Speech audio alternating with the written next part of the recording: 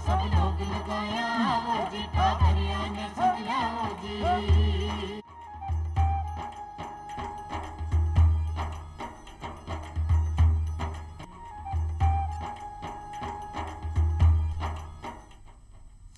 राम राम।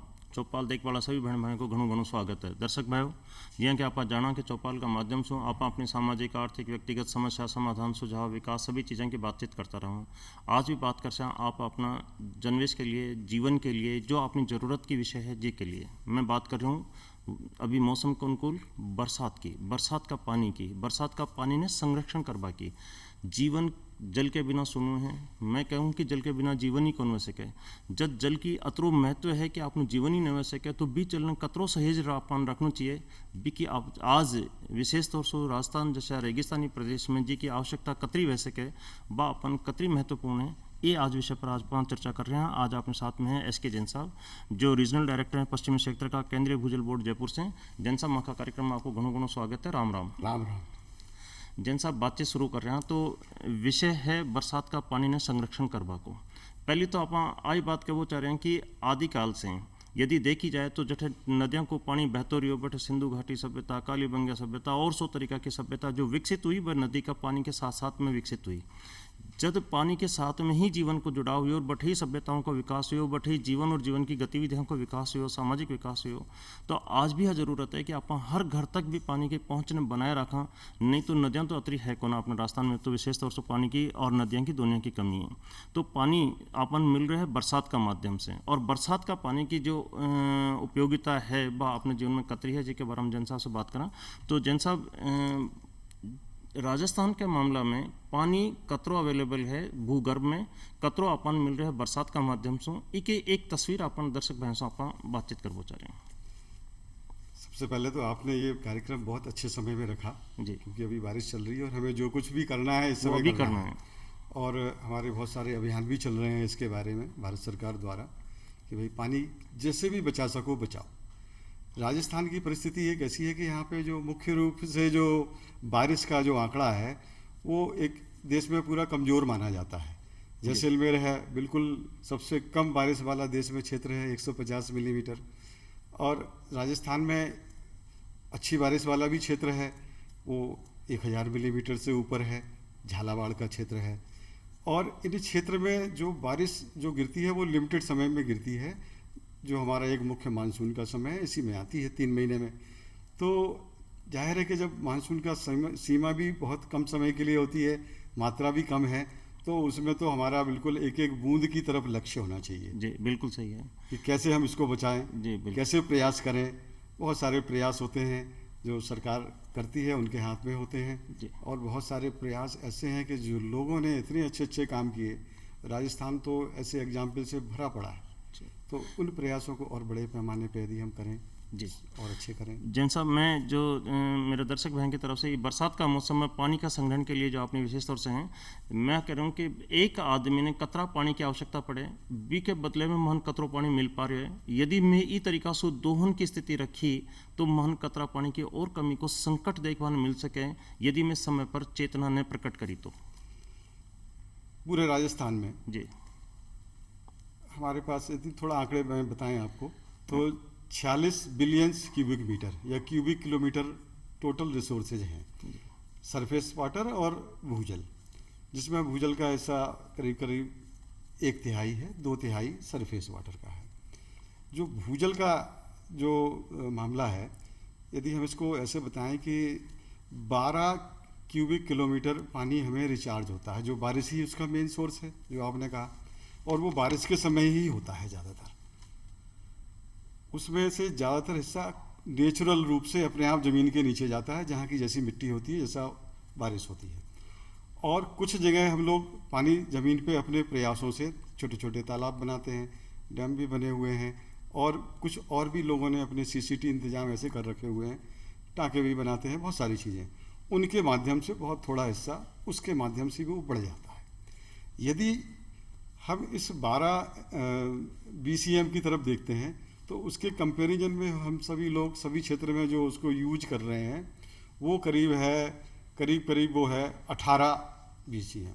जी मतलब 6 BCM या ये कहें 40% हम ज़्यादा यूज कर रहे हैं प्रतिवर्ष। यदि मैं दर्शक बहन से बीच में इंटरफेयर करूं तो अपन जठे 12 जठे अपन मात्रा पानी की मिल गई, बट अपन 18 पानी की मात्रा में यूज कर रहे हैं, यानी 1.5 गुना पानी अपन यूज कर रहे हैं। तो इस तरीका से तो आपने धरती को जो धरती को पानी है वो खत्म हो सके, खत्म नहीं भयावह तरीका की तस्वीर अपन दिखावे मिल रही है कि अपन यदि 100 पानी की आवश्यकता है तो 150 गुना पानी अपन यूज कर रहे हैं। ये धरती का पानी को एक चित्रण है जिसके लिए अपना सभी दर्शक भाई जो देख रहे हैं, जो ये जल का पानी को महत्व ने आप समझा पा रहे हैं, के लिए जरूरी है जी।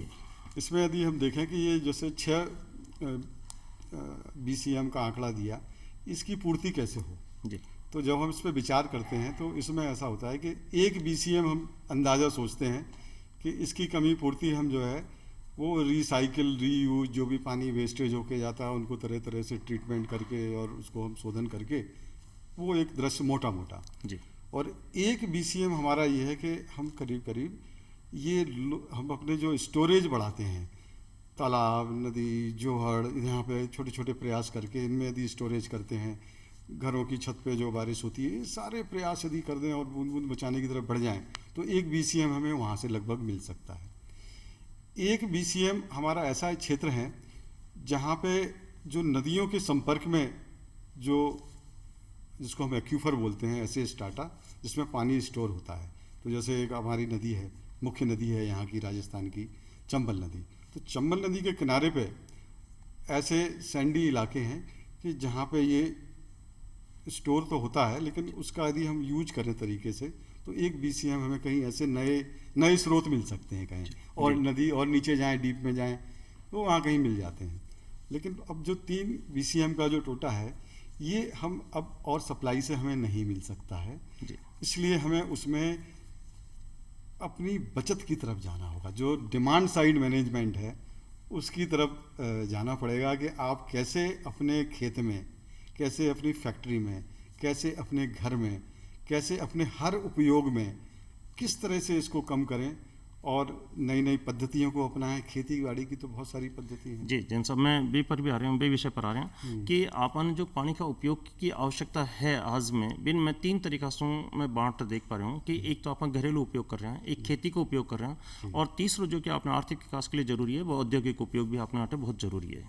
घरेलू उपयोग, खेती का उपयोग और औद्योगिक उपयोग, तीनों की ही उपयोगिता है और बहुत से अपन वंचित भी कौन हो सका। तो घरेलू उपयोग में अपन कई तरीका की सावधानी रखनी है, खेती का उपयोग में अपन कई तरीका से जस्टिफाई कर सका क्योंकि वह भी अपने जीवन में आटे बहुत महत्वपूर्ण चीज़ है, और औद्योगिक विकास की गति ने भी आप कौन रोक सका। तो आज सब में कई तरीका से एक संतुलन बनाया जा सके।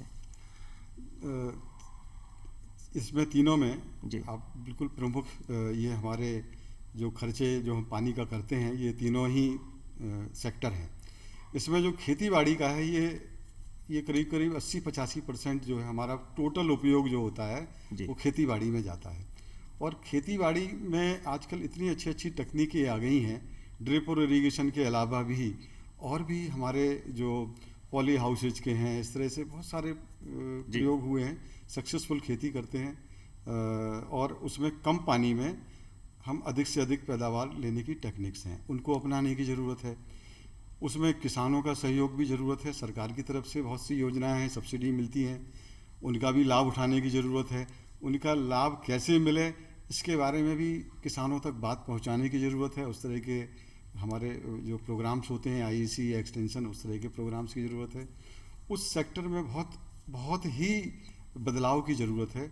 और कुछ फसल ऐसी हैं कि जो कम पानी में पैदा हो जाती हैं जी। तो उनमें हमको जो फसल का चक्र है या जो फसलों का चुनाव है वो हमें बहुत उससे करना पड़ता है। मैं एक आपको एग्जांपल बताता हूँ। हरियाणा में, पंजाब में, यहाँ पे बारिश बहुत ज़्यादा नहीं होती है लेकिन यहाँ बड़े पैमाने पे चावल की खेती होती है और उसमें बहुत पानी लगता है।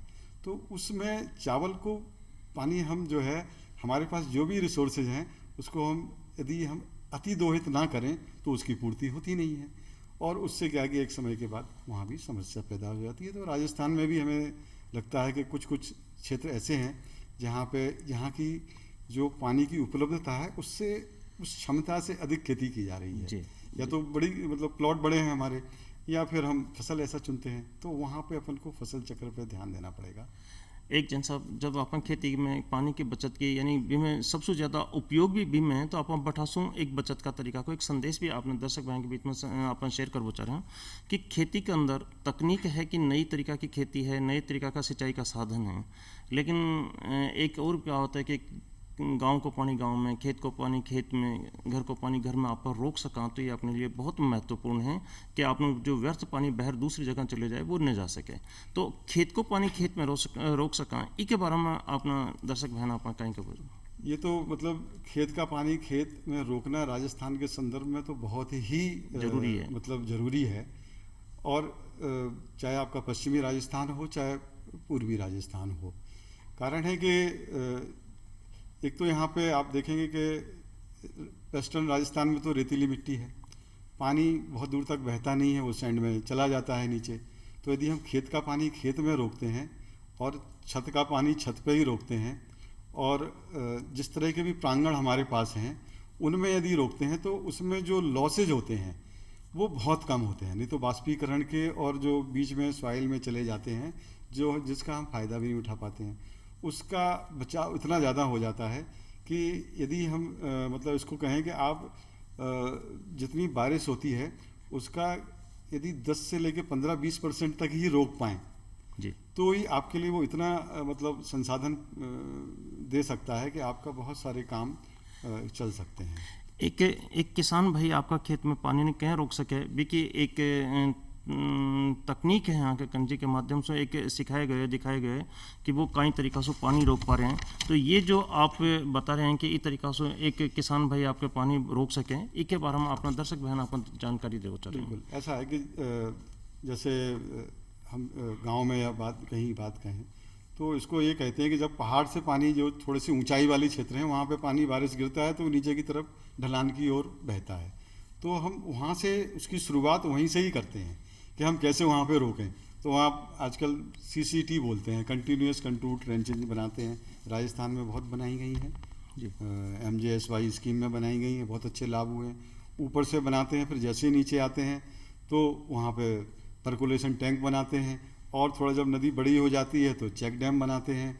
और किसान अपने खेतों में बहुत सारे उन्होंने टाँके बना रखे हैं, टैंक बना रखे हैं, जल हौद बना रखे हैं, उनके तरह तरह के नाम हैं यहाँ पे। लेकिन वो अपने खेत में भी इतना पानी स्टोर कर सकते हैं कि उनको एक खेती के हिसाब से उनको यदि वो चाहें तो बहुत ही अच्छी तरह से वो लाभान्वित हो सकते हैं।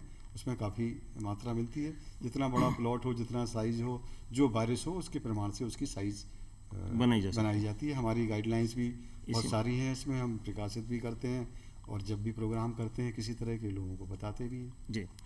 राजस्थान का विषय में एक हमेशा कही जाए कि अठे घी ढूले तो मारो जीव नहीं बढ़े, लेकिन पानी ढूले तो मारो जीव बढ़े।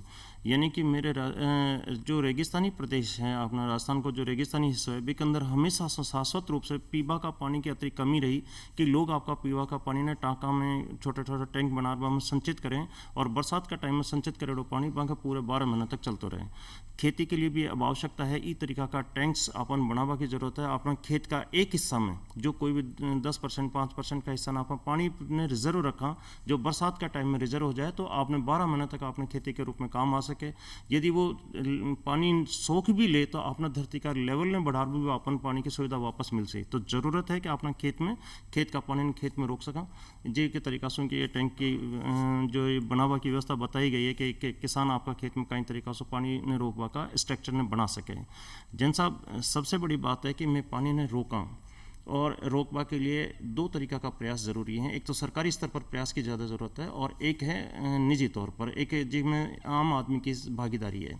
क्योंकि पानी सरकार को विषय अतरो बड़ो को हो सके, सरकार भी में एक पूरी मेहनत कर सके, एक बड़ा स्ट्रक्चर बना सके, लेकिन जन सहभागिता भी के साथ जुड़े तो भी को परिणाम अपेक्षा से भी कहीं अपेक्षित ज़्यादा अपन मिल सके। तो ये जो जन भागीदारी अपन जोड़वा की ज़रूरत है वर्षा का जल संरक्षण करवा में भी के लिए आप अपना दर्शक बहने और समझा बचा रहे हैं।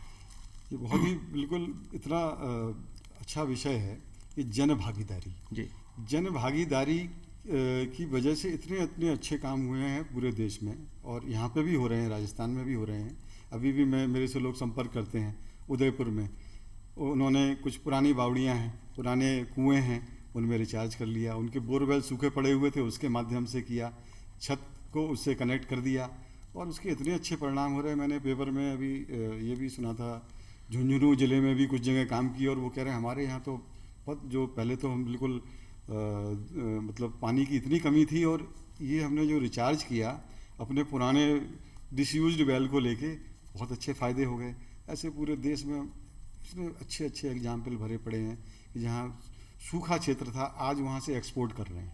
जी। तो ये लोगों के प्रयास जो हैं, क्योंकि वो जो लोग प्रयास करते हैं वो इतने माइक्रो स्केल पे होता है, लेकिन जब बहुत से लोग उसमें संगठित हो जाते हैं तो उसका इतना विशाल रूप हो जाता है कि वो समझ में तभी आता है जब आप उसको मतलब स्वयं देखते हैं।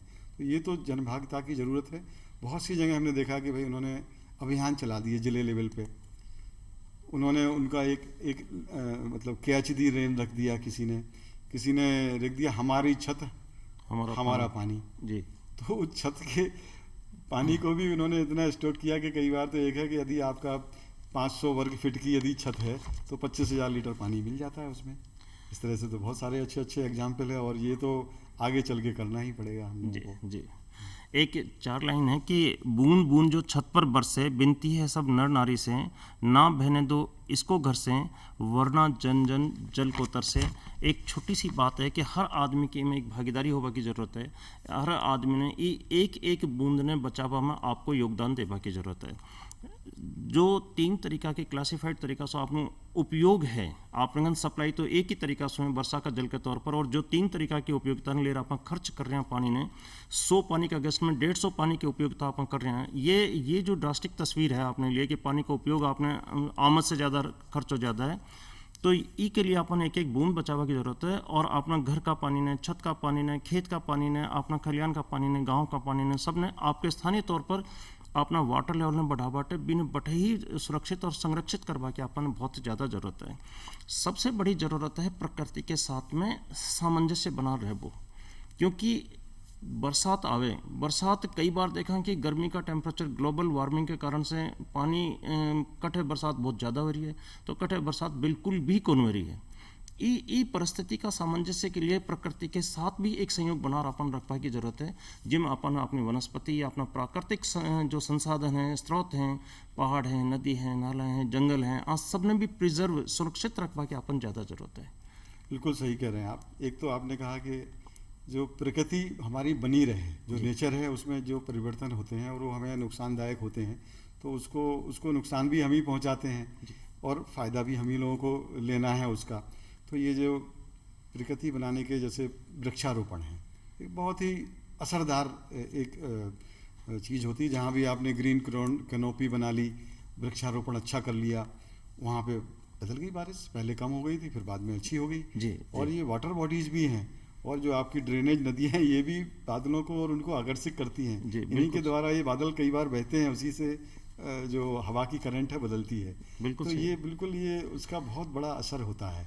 और हम प्रकृति के साथ यदि हम मतलब कम से कम छेड़छाड़ी करें और उसको रिस्टोर करें तो इसके परिणाम बहुत अच्छे मिलने वाले हैं हमें। जी। एक जब अपन देखें कि पानी की जब अपन आवश्यकता है तो सरकार की तरफ से भी बहुत बड़ा प्रयास आपने सुविधा के लिए कराया जाए। कई सारी नहरां आपने जोड़ दी जाए, लेकिन नहरां के तौर पर, बांध बनावा के तौर पर, बांध में जो पानी रिजर्व है बी ने अपन जब यूज करवा लगा तो बड़ा अपव्यय तरीका से आप बिन खर्च करते हैं।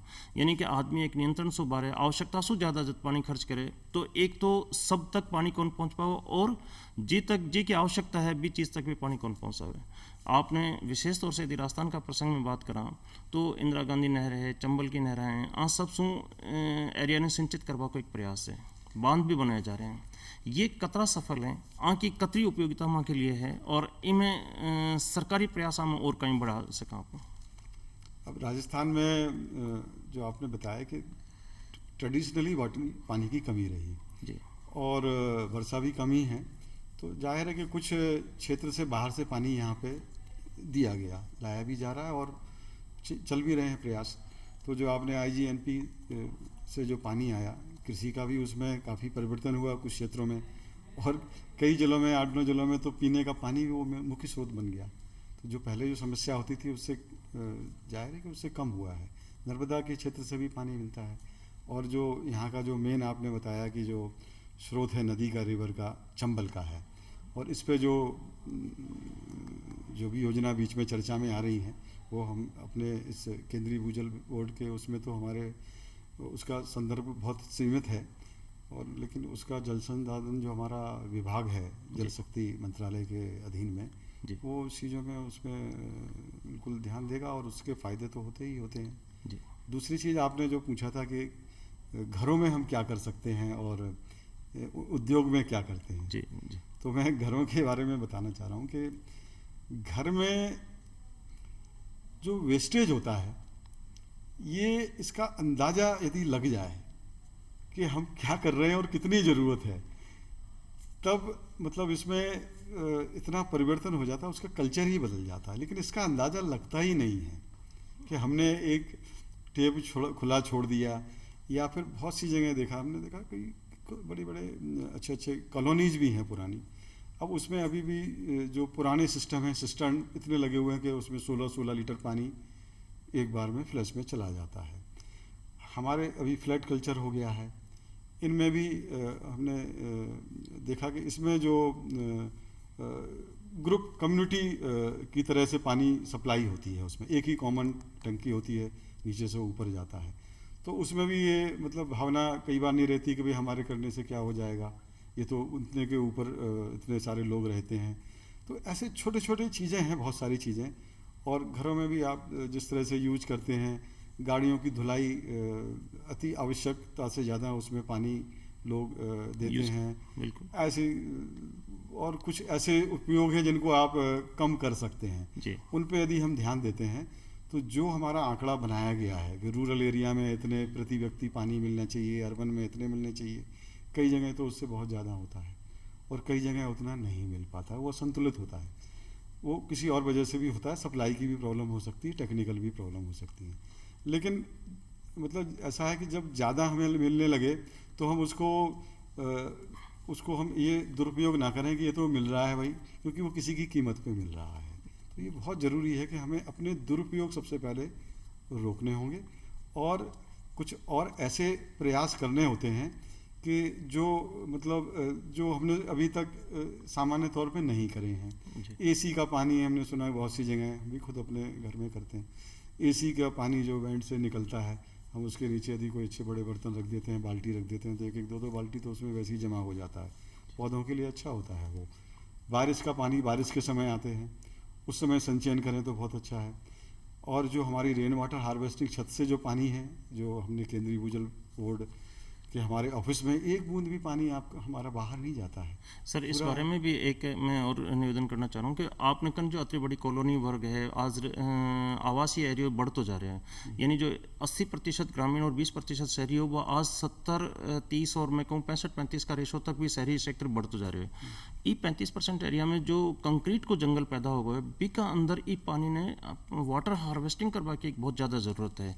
और वाटर हार्वेस्टिंग करवाटे ऑफिसेज, बड़ी जगह जो घर हैं, बड़ा मल्टी स्टोरी बिल्डिंग्स हैं, आज सब में और आप कई तरीका से प्रोत्साहन कर सकें। जो मल्टी स्टोरीड बिल्डिंग है जी, या जिनके प्लॉट बहुत बड़े हैं, उनके लिए तो नियम का कानून का क्लियर प्रावधान है।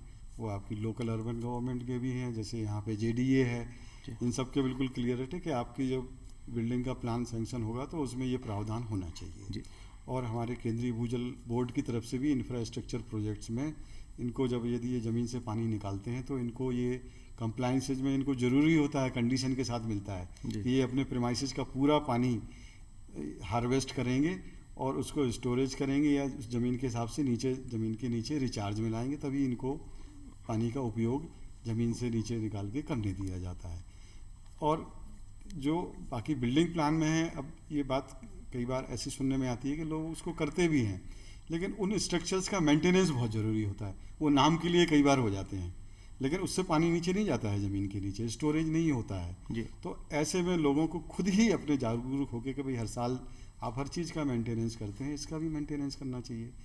छत के माध्यम से या जो आपके प्रांगण में थोड़ी मिट्टी चली जाती है नीचे, किसी तरह से कोई भी चीज़ में वो चोक हो जाते हैं, ट्यूबवेल या जिसके माध्यम से पानी जाता है, तो उसकी साफ़ सफाई घर के जो प्रांगण है उसकी साफ सफाई, ये बिल्कुल उसमें अति आवश्यक है, ये करना चाहिए। निजी आता ने यदि आप थोड़ा थोड़ा परिवर्तन कर सका तो आप पानी बचावा में यानी पानी के उत्पादन में यदि मेरा योगदान नहीं है तो पानी बचाव भी का उत्पादन का तरीका से आपने योगदान एक बहुत बड़ा योगदान है जो हर आदमी अपने तरीका से कर सके। एक आम आदमी पानी को कतरो उपयोग भी लेना चाहिए, कतरो नहीं लेना चाहिए, और बिके पाचे बिन पानी बचावा में आपको कतरो योगदान करना चाहिए। एक लास्ट एक संदेश का तौर पर आप अपना दर्शक बहन से बातचीत करना चाह रहे हैं। इसमें बहुत सारी चीज़ें होती हैं इसमें। एक तो अपना एक स्वभाव भी होता है जी, और उस स्वभाव में यदि ये खर्चेपन की आदत होती है ना, उस पर काबू पाना बहुत ज़रूरी है। पानी के संदर्भ में पानी को फैलाना कि भाई आप को ये और ताज़ा मिल जाएगा, इससे कोई फ़र्क नहीं पड़ता है, ये सब भावनाओं को बदलना पड़ेगा। आज हालत ये है कि बहुत से लोग प्रति व्यक्ति कई जगह टैंकर से पानी खरीद रहे हैं, 900-1000 रुपये प्रति व्यक्ति का खर्चा आता है। और वो आज के डेट में, पहले तो हम लोग ऐसे ही बोलते थे, आज पानी की जो खर्चा है वो पेट्रोल के हिसाब से आप देखोगे तो बिल्कुल कम नहीं है। तो आप भूल जाइए कि परिस्थिति और सुधरने वाली है। इसमें हमें जो है आगे और कठिनाई महसूस होगी यदि हम अभी से अपना जो पानी का व्यय है उसको काबू में नहीं रख सके तो। यानी कि एक बहुत ज़रूरत है पानी की सुरक्षा की, संरक्षा करवा की, और जो आपने कन संसाधन है बनो सुरक्षित रखवा की, बचा रखवा की, साफ रखवा की, स्वच्छ रखवा की।